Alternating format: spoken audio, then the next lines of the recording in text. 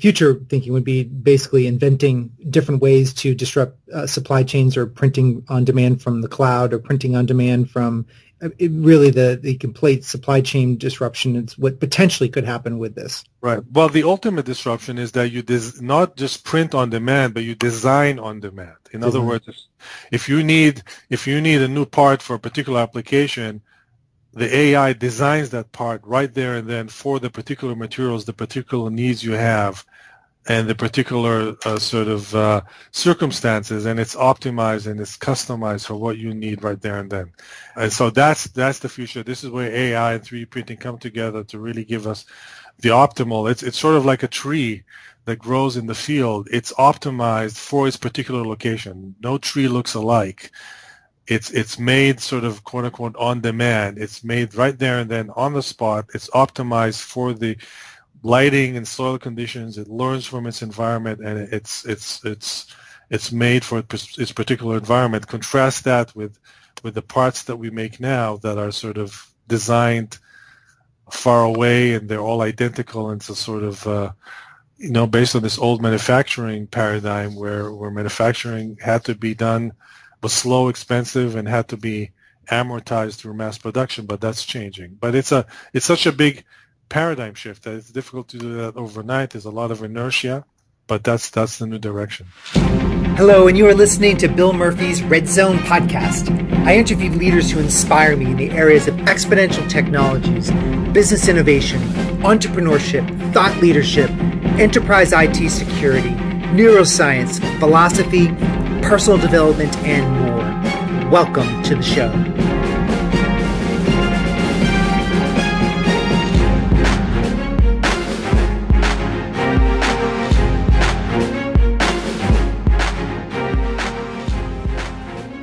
Hello, I'm Bill Murphy, your host of the Red Zone podcast. I am very interested in getting into this show with my guest today, Hod Lipson.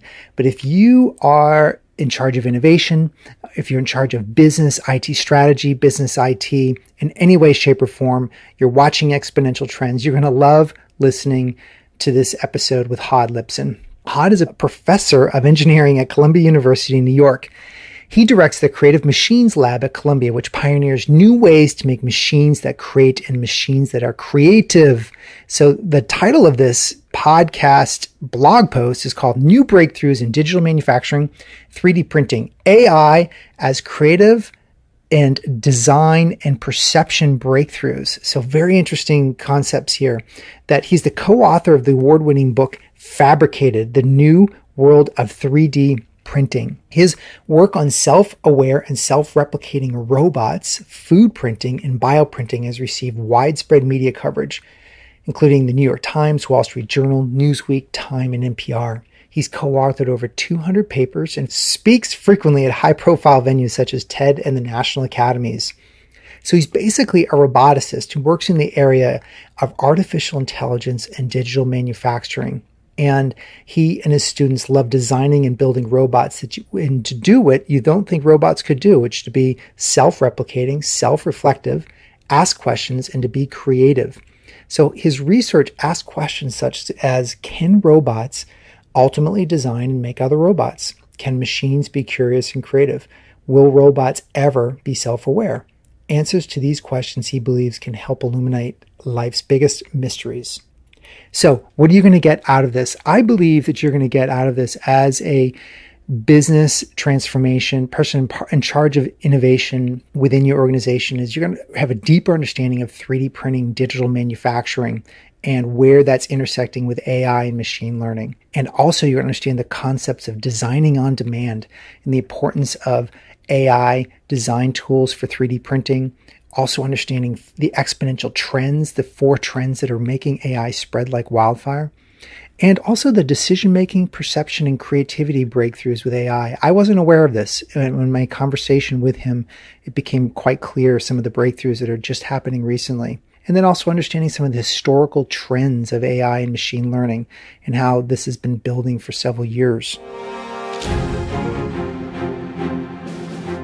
As we launch into this episode, I want to make sure I mention our sponsor, which is Red Zone Technologies, which I founded in 2001, over 16 years ago, wow, and it seems like it's been like just yesterday. But essentially, Red Zone is a SEAL team unit for enterprise IT security.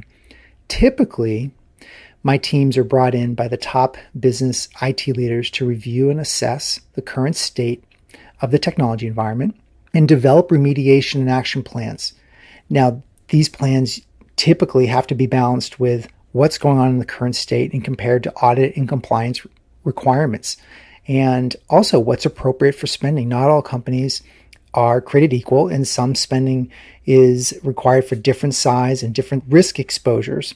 So we help lay all of that out and prioritize the action of what comes first, second, third, and fourth throughout the life cycle of their remediation planning, how to budget for it, how to develop a detailed action plan. And we develop these plans for both the CIO and also for the CIO all the way up to the board. So go to redzonetech.net to learn more. Again, that's redzonetech.net to learn more about how we can help you. So this wraps up my introduction of Hod Lipson and the sponsorship, and I want to now let you listen to my interview that's a lot of fun with Hod Lipson.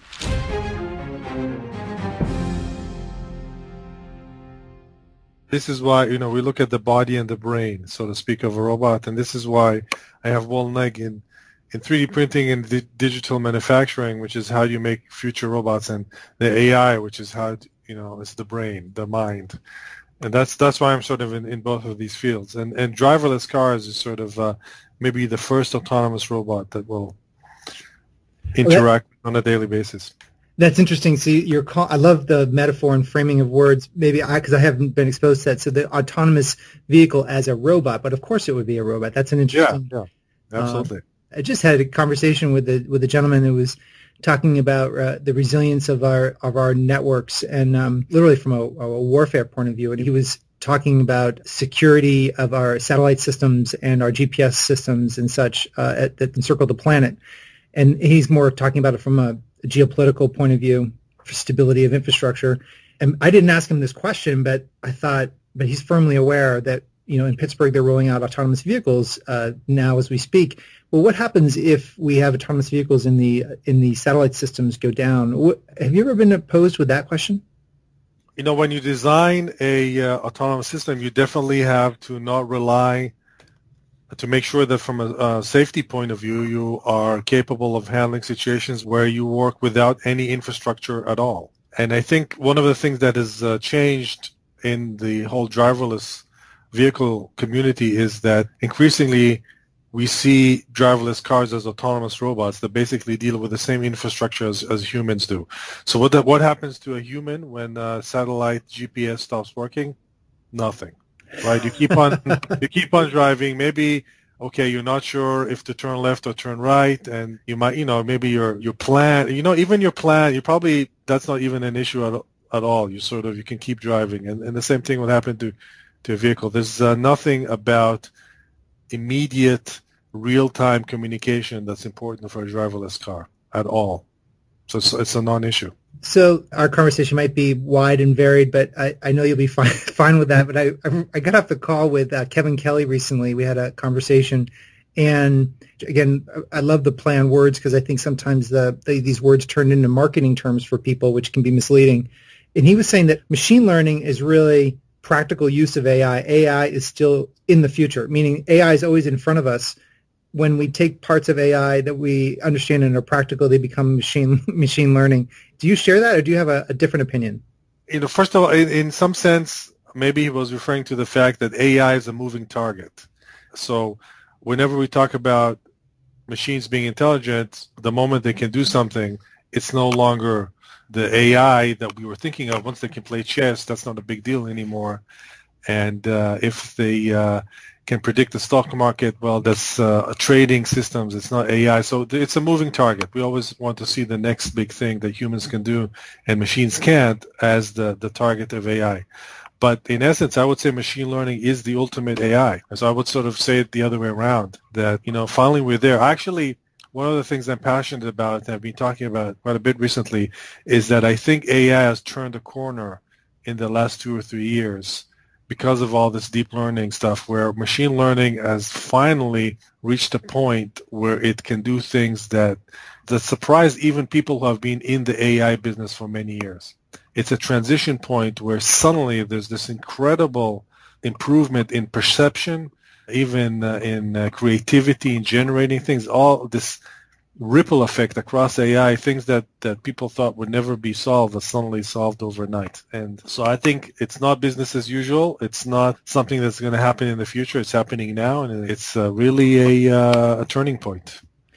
So I'm really interested in the word creativity that you use. So the AI that beat Go, for example, the world champion Go in China, I guess that was sort of one of the edge frontiers of AI as far as complexity. Does that game need creativity to, or maybe you could just explain that a little bit further about what you mean by creativity in AI? So creativity, so I think generally speaking, you can look at two types of intelligence. One is analysis and one is synthesis. So analysis means taking a lot of data and make a decision to buy or to sell a stock, or to take a lot of weather data and decide is it going to be colder or warmer tomorrow. Take a lot of data in and decide whether somebody's going to click a link or not, or maybe if you're in autonomous driving, you're taking a lot of data from cameras and you need to decide whether to stop or to accelerate, to turn or not to turn. These are all analytical AI instances, and we have become very good at these sort of things. But the other type of intelligence is not decision making, it's creativity, it's synthesis. Take a seed, an idea, something very basic, and see if you can generate new ideas out of it. Can you write music, poetry, design an analog circuit, design a new robot, paint a painting? These are all creative things where you generate something that didn't exist before. It's not going from a lot of data to a small decision. It's going from a small thing and creating a lot of stuff.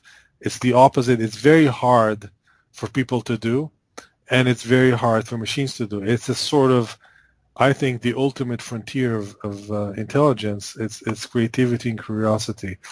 It's the one thing people still pride themselves. We humans think that creativity is still something unique to humans, and many think that machines can do a lot of things, but they can't be creative. So I think that's been the ultimate challenge, and we're seeing even that ultimate challenge now beginning to crack as machines become more intelligent. Where are you seeing that happen, Hod? Like, do you have a couple examples that you could share regarding synthesis? Yeah, so it's all over the place, and it's sort of hidden, but you can see everything from, in our lab, we've seen computers design things like analog circuits, and I know a lot of people wouldn't think about designing analog circuits as creativity, but it's actually a very, very challenging task. And you have computers that can generate circuits, and that even the best designers can't. Computers can even get patents for their designs, so they're so sort of clever. But you're also seeing computers that can generate pictures and paintings of things that don't exist. They actually generate them from scratch. They can generate pictures of people, faces that they haven't seen, but they can generate them from scratch. They can generate designs for a handbag that don't exist. They can generate art and engineering things that don't exist. We're seeing this all over the place, and I think it's a glimpse of the future.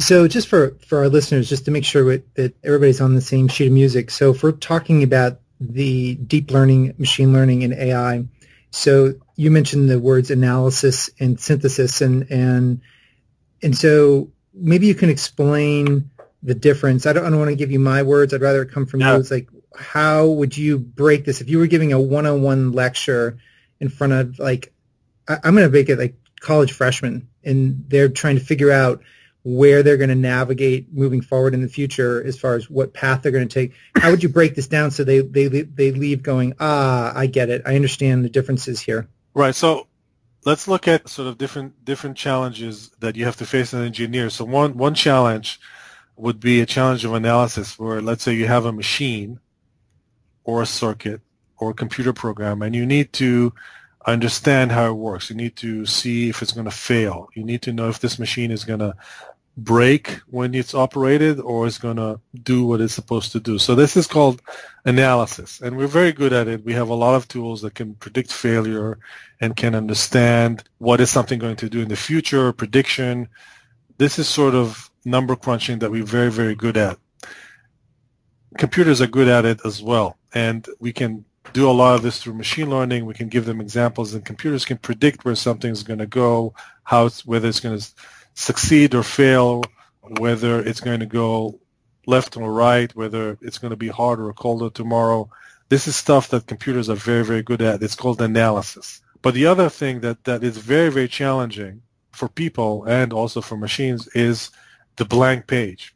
I give you a blank page and I say, okay, design a new handbag, design a new car, design a mechanism, design a robot. You have a 3D printer, you have a bunch of components, put them together to make something that works. Here's a Lego set. There's 1,000 pieces. Put them together in a way that will make a robot that will walk across the table. That's a challenge of synthesis, where you're starting with components and you're figuring out how to assemble them together to make something. It's no different than taking a bunch of words and finding out how to assemble them together to make a poem or a story, how to take together a bunch of pixels and generate a picture. These are all synthesis challenges, and they're very hard for people to do. They're very hard for machines to do because we don't have any sort of systematic way of doing it. So when we train people to be designers, we usually still do that by apprenticeship. You sort of have the human do a lot of different designs and watch somebody else do a design, and hopefully they pick it up over time. But for many years, it's been thought that computers are very good at analysis, but they can never do this creative design on their own. But we're seeing in the last couple of years, though, and especially in the last year, I would say, that computers are getting better and better at designing things from scratch, starting from the blank page and generating stuff. And that's amazing to see. It's also again, a transformative moment for AI. So the analysis piece would that be more of the machine learning, and then as you move towards the synthesis, that's AI, and then where would deep learning pick up from that point of view? Right. So you've mentioned a couple of different terms. AI, I would say, is the top level umbrella of synthesis analysis. Any way you can exhibit intelligent behavior in a computer, in software, that's AI. Analysis, synthesis, deep learning, these are all sort of different types. Now, deep learning is a particular technique. It's a type of machine learning. And you can use machine learning, and deep learning is one of those techniques, to do both analysis and synthesis. So analysis and synthesis are sort of two categories of applications. And deep learning would learn, right? Deep learning is essentially it's essentially not just you giving someone a set of instructions or giving the program, but it's actually self-learning. Is that am I going on the right path? Right. So machine learning in general is this idea that, so in artificial intelligence, historically, there's these two paradigms.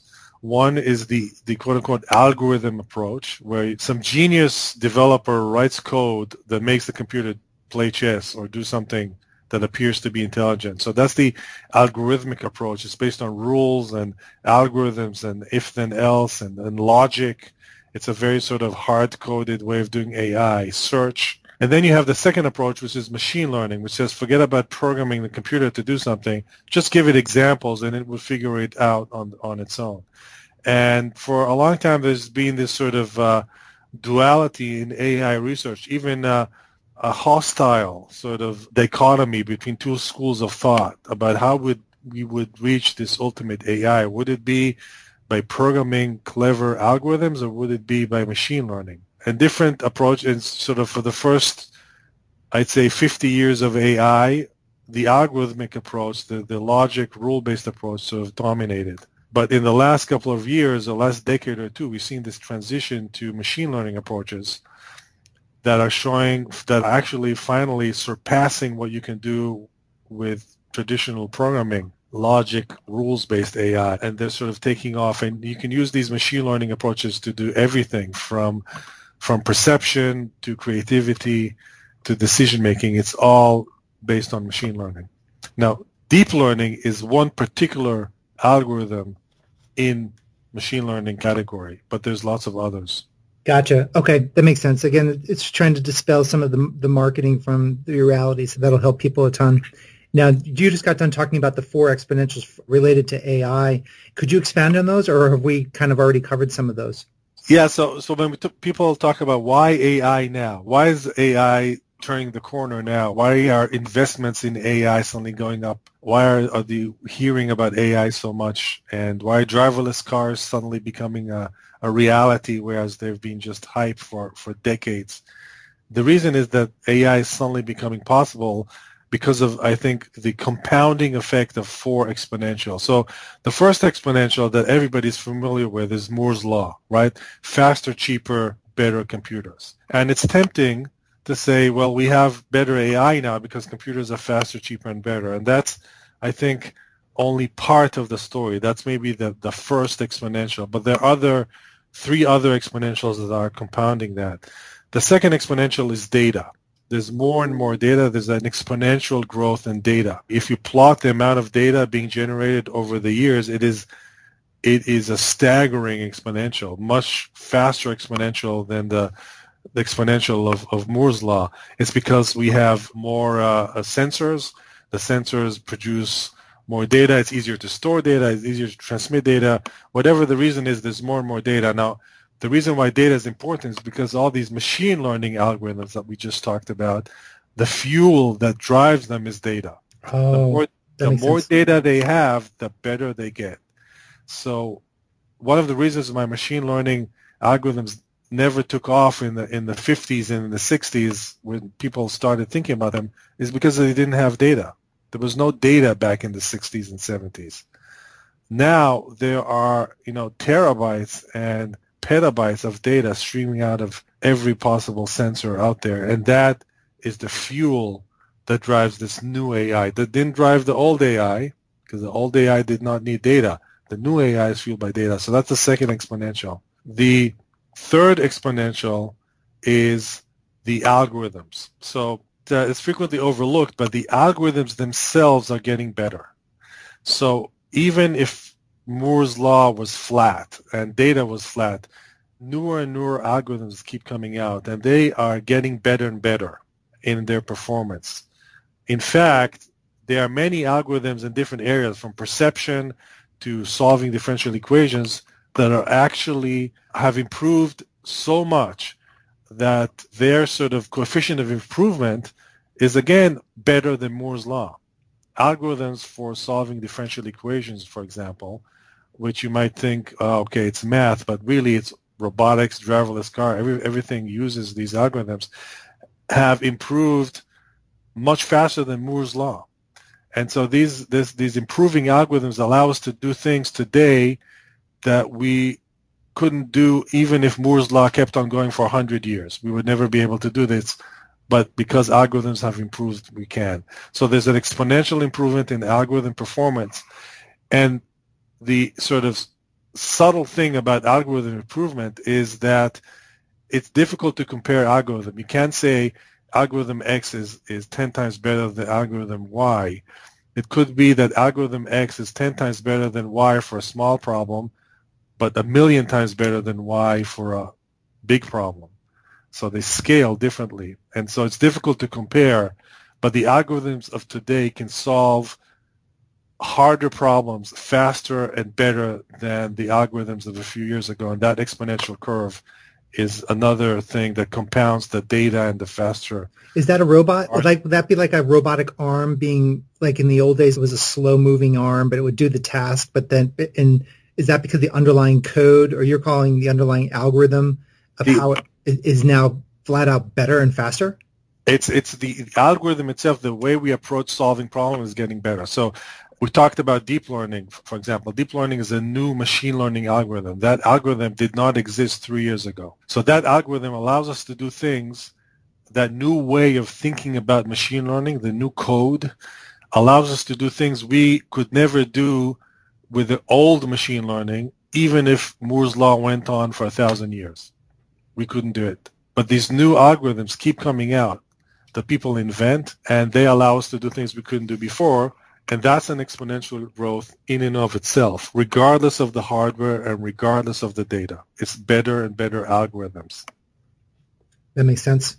So that was the third exponential. The fourth one is the fact that these machines learn from each other.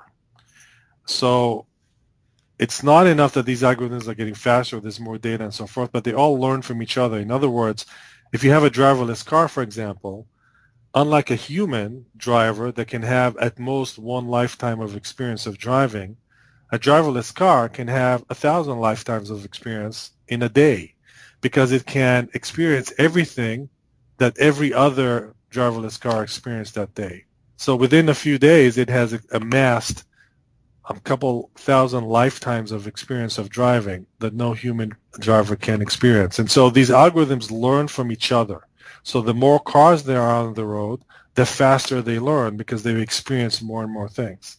And so that's another exponential that comes from the number of instances of the AI and the fact that AI can learn from another AI and the fact that increasingly, and this has happened in the last couple of months, we have systems where one AI can challenge another AI in a sort of predator-prey kind of scenario, creating an arms race between the AIs that allows them to learn even faster. So that's another exponential that's on top of the other three that it makes things move even faster. So there's all these reasons why these things sort of compound and they keep getting faster and better. And it's not just Moore's law; it's all these other effects.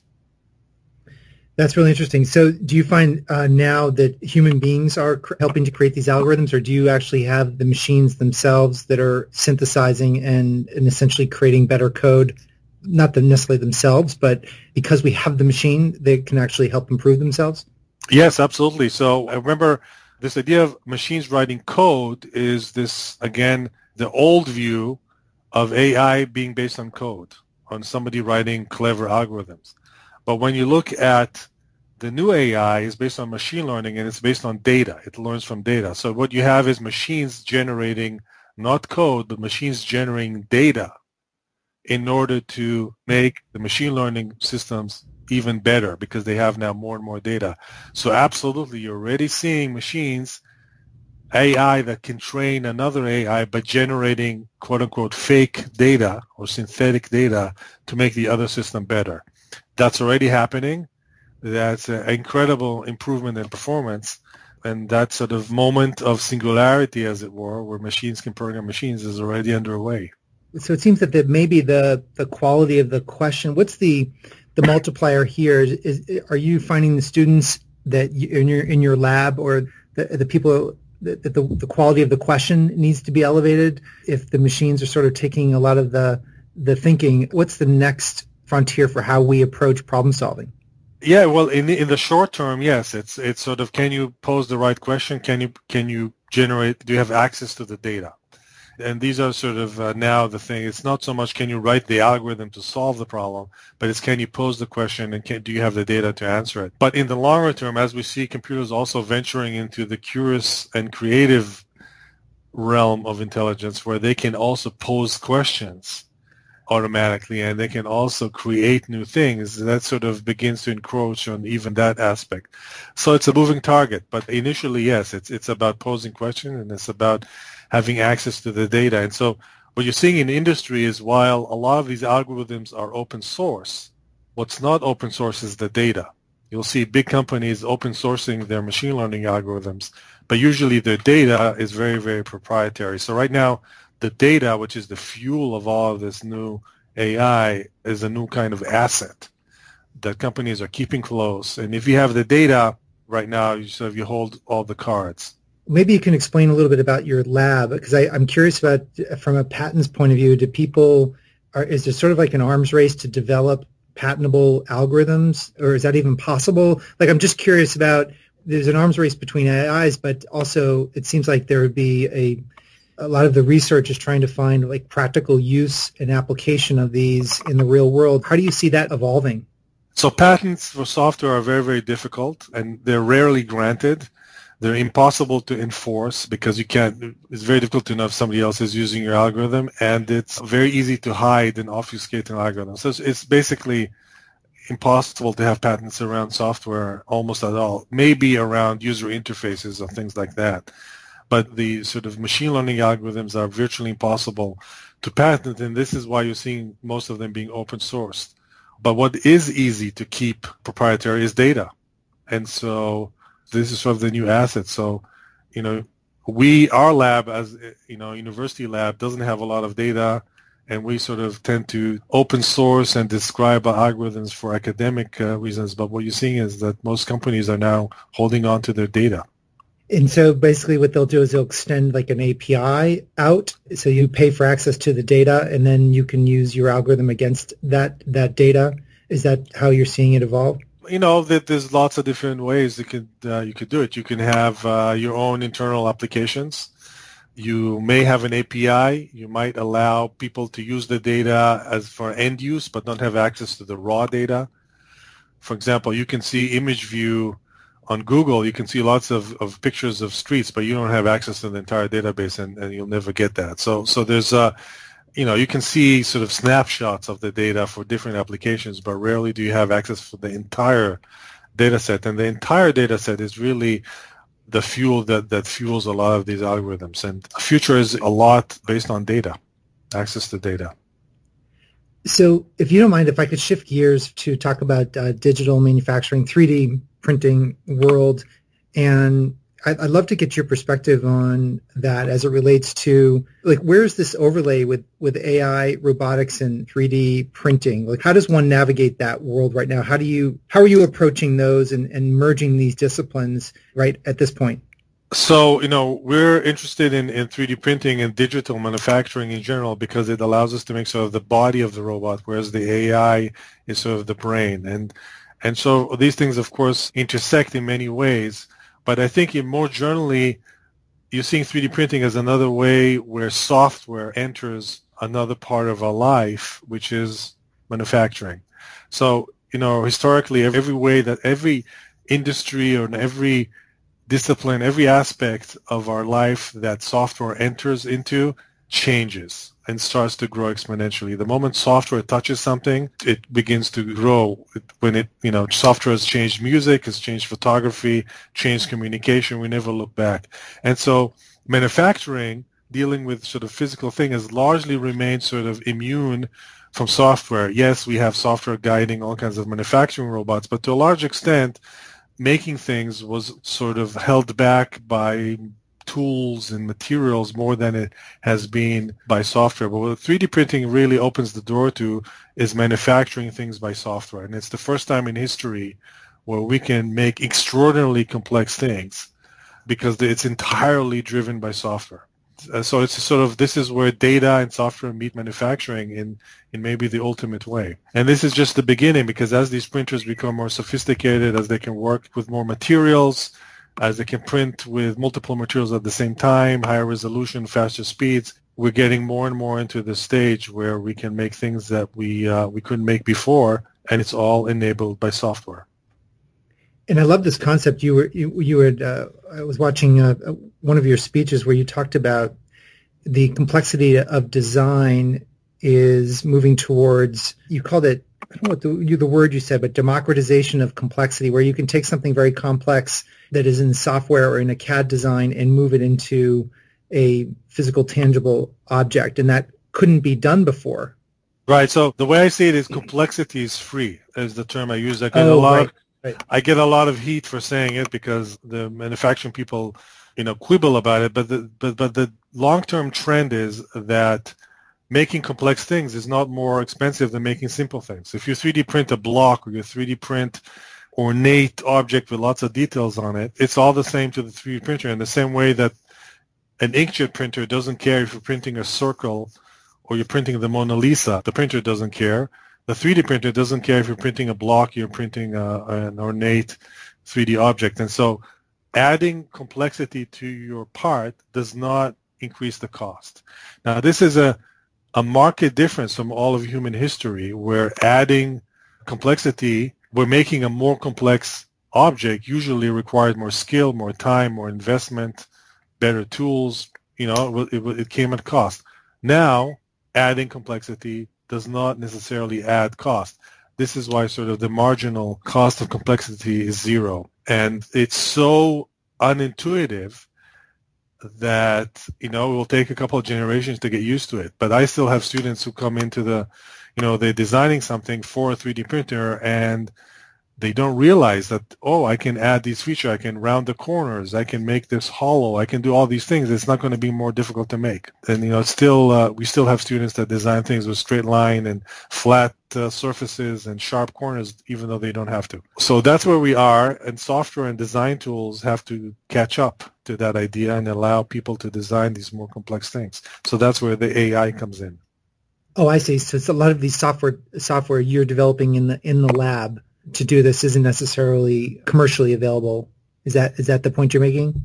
So right now we're at the point where you can make complex things. Complexity is free, but design tools, people designing, our imagination and the available design tools cannot take advantage of this freedom.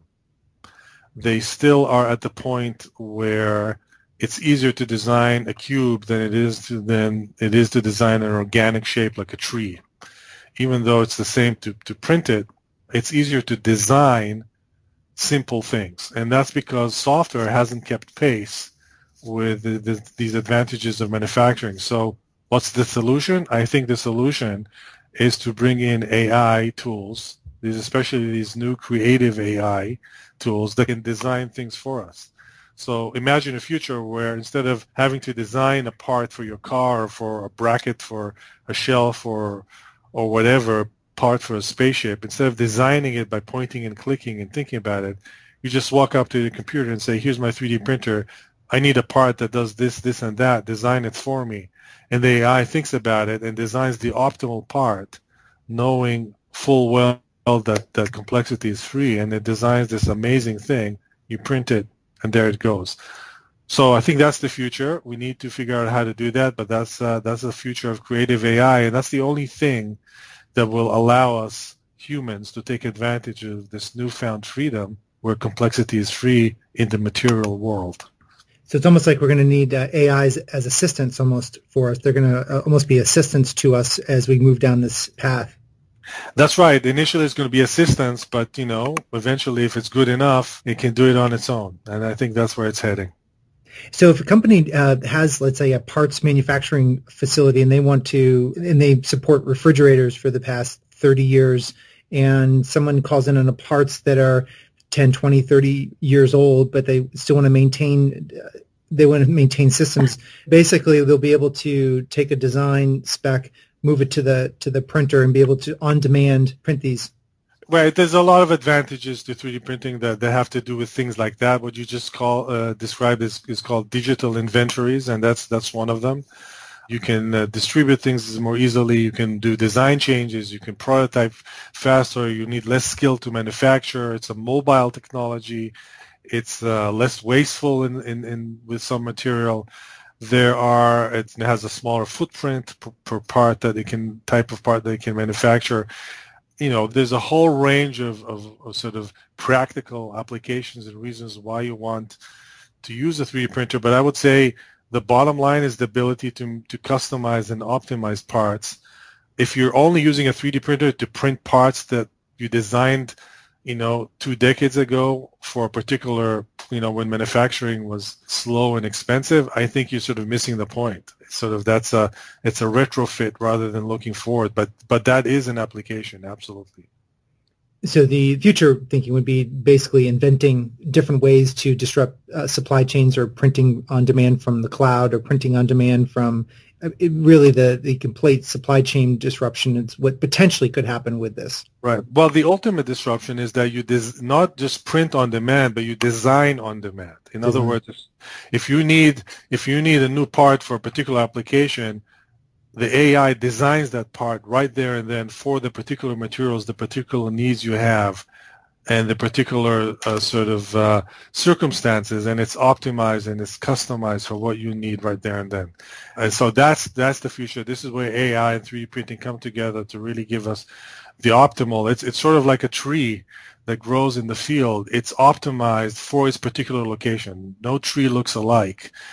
It's made sort of quote unquote on demand. It's made right there and then on the spot. It's optimized for the lighting and soil conditions. It learns from its environment, and it's made for its particular environment. Contrast that with the parts that we make now that are sort of designed far away, and they're all identical, and it's a sort of based on this old manufacturing paradigm where manufacturing had to be done, was slow, expensive, and had to be amortized through mass production. But that's changing. But it's such a big paradigm shift that it's difficult to do that overnight. There's a lot of inertia, but that's the new direction. And food, I guess, is also something that you've mentioned before. Is food potentially can be food on demand based on dietary needs or particular health goals, that you'll be able to print food on demand? Is that one of the areas that is going to be impacted here? That's right. The food printing is maybe one of perhaps the killer app of 3D printing in my mind, because it's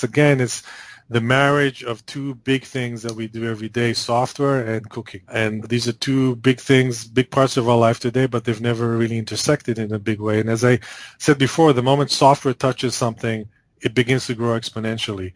Software has never touched food, but the 3D printer that prints food, that you can download the recipe and hit print, and it prints the food, puts all the ingredients together, cooks them, and makes something for you. That's a way to get software to touch cooking in a way that was not possible before. And there are great health benefits because you can tailor it to your particular health and biometrics. There's also the ability to create novel foods that you can't make on your own, or you don't have the time or skill. And it's a new food space where people can share recipes can go viral, all these kinds of things. So I'm excited to see how that unfolds. It's one of these frontiers of 3D printing that nobody's looking at. And of course, AI can worm its way there as well and start creating new recipes that it thinks we'll like, that we can't invent ourselves. So, it's a new frontier, and we'll see where it goes. But again, it's this example of software worming its way into an area where traditionally software has not existed. And when that happens, everything changes. And if you think about it, most of us still cook, like cavemen, with a frying pan over an open flame. So, cooking hasn't changed for millennia, but it's about to take a big turning. Before we talk about your next book coming up, I was curious for the people listening, if they wanted to really access talent and know-how within these different areas to help them solve problems with their businesses, where would you recommend they go to start to piece together the talent they're going to need to really reverse engineer, come up with new models for their businesses in these areas we're talking about?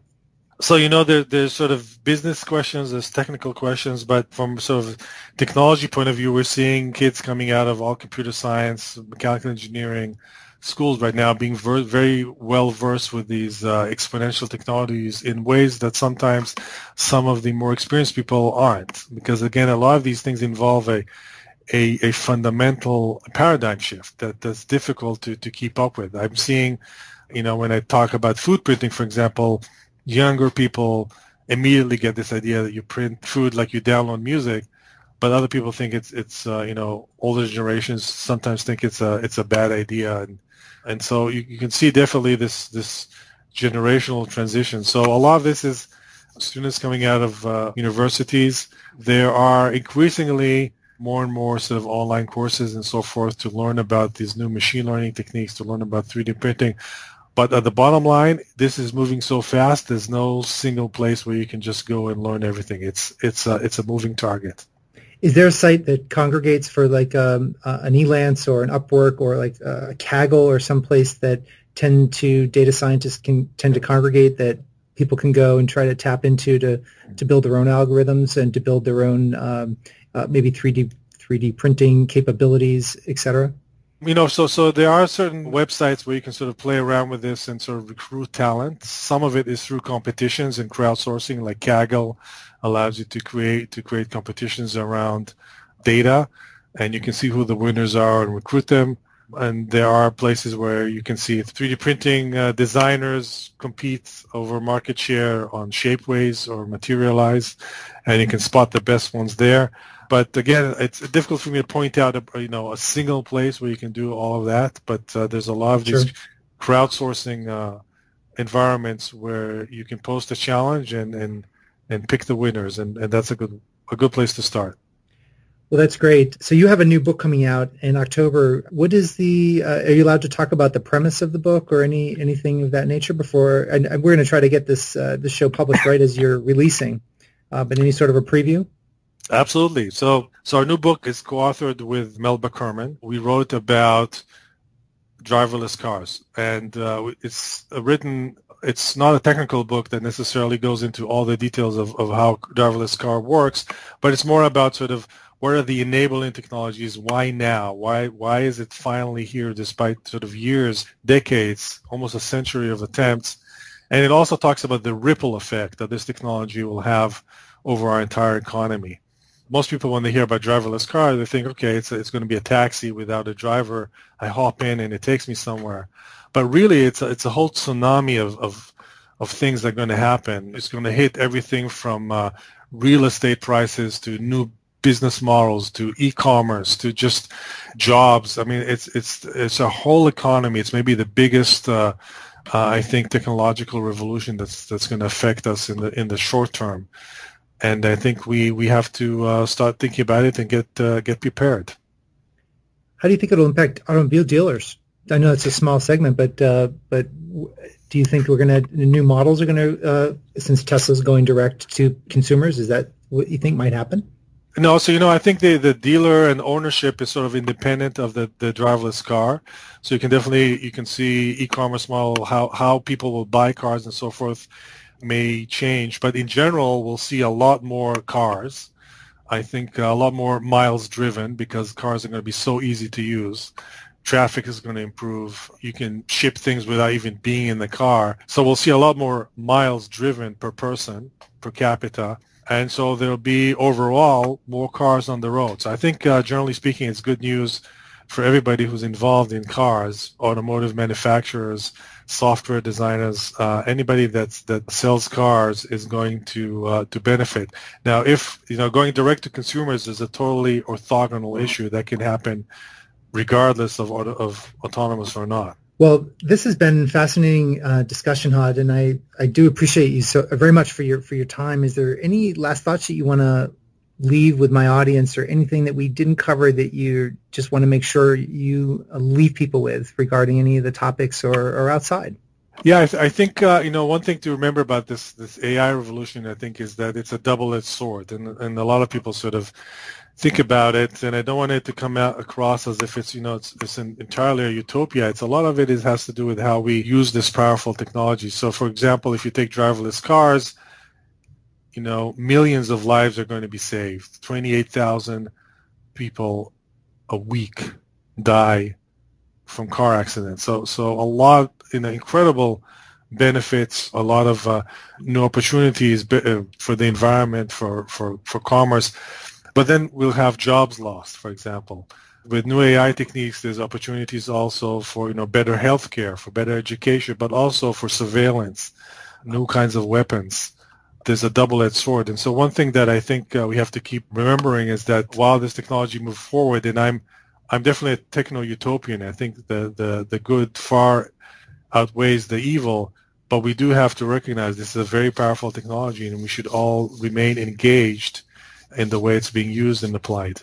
Is there a way to have AIs, you mentioned competing with one another, can you have like an ethics and governance AI that kind of oversees that the kind of in the weeds action AI? What do you think about that? Yeah, I think that's one approach. You can definitely have, I can imagine civil rights drones watching over military drones and checking that they're not doing anything they're not supposed to. Absolutely, that's probably the way it's going to go.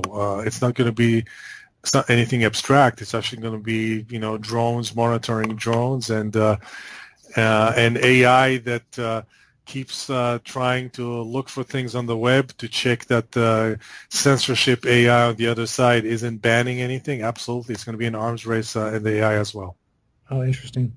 This has been a blast. Hod, thank you very much for sharing your thoughts and your wisdom with my audience. And And where can people learn more about you? And when you go to publish the book, obviously it's going to be available on Amazon. Is there any sites that you want people to frequent to kind of learn about your new research, new material that you're sharing?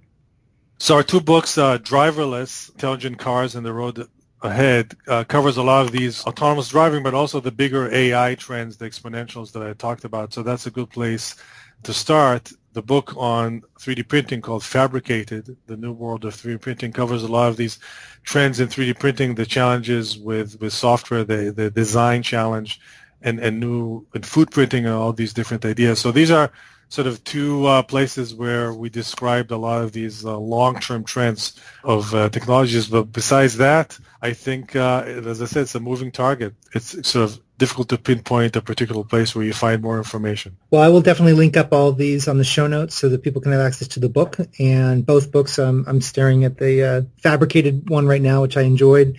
And I'll make sure that all of our listeners have the opportunity to go and purchase that. Awesome. I appreciate you for your time. Thank you, Hod. Thank you. Okay, bye-bye. Bye-bye. So there you have it. That wraps up my interview and discussion with Hod Lipson. If you enjoyed this, please leave me a review on iTunes, Stitcher, or SoundCloud. Just go to your phone and hit the app, and you can see the little links there that we've provided. My team has put there for you to leave a review. Love to have it. It really helps the show out tremendously. In addition to that, if you can just share this episode on LinkedIn or share it on Twitter, whatever your preference, that also goes a long way to giving me and my team some oxygen, so that our oxygen is your feedback and your comments. So again, this is Bill Murphy. I appreciate you very much for your most valuable asset, which is your time. And until next time, have a great day. Thank you. This is Bill Murphy, and I'm signing out. So there you have it. This wraps another episode of Bill Murphy's Red Zone podcast. To get all the relevant show notes, please go to our blog at www.redzonetech.net/podcast. Additionally, make sure you go to iTunes and leave your comments in iTunes about the show. This helps our show rankings enormously, and it helps support the show.